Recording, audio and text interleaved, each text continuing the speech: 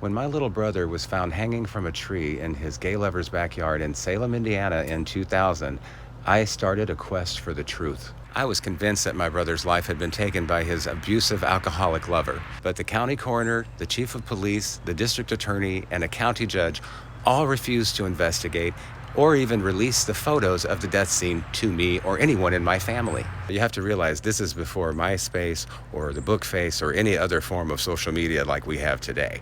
I couldn't just tell 500,000 people what happened back then, but I'm doing it today. But back then, I had to write a newsletter.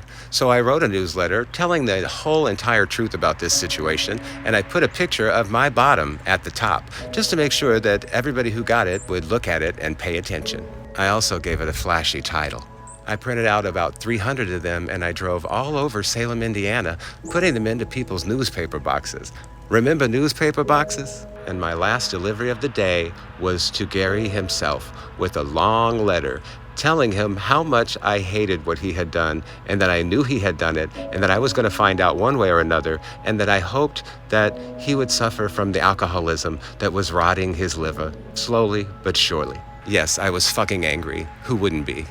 Well, you can bet that got the attention of the chief of police real quick. So he called me and asked me, "Is that your bottom I keep seeing on all these newsletters that people are bringing to my office?" I said, "You mean the one with your name on it?" So I reminded the chief of police that I have freedom of speech, and that if he wanted to arrest me, he could come on over to Illinois and give it a try. People will ask me, "Did you do everything you possibly could?" And the answer is yes, I did every damn thing I possibly could to find out what happened to my brother. I even called a pathologist in Louisville and asked about getting my brother's body exhumed. The price would have been well over $7,000, maybe even more. I didn't have that kind of money, but I did have evidence. My brother had been found with a micro cassette recorder in his pocket.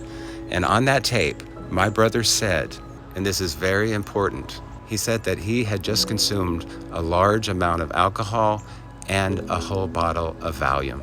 My brother made it very clear the night that he made that tape that he fully intended to leave this world. But dear followers, I submit to you that my brother did not make that tape the night that he was found hanging from that tree.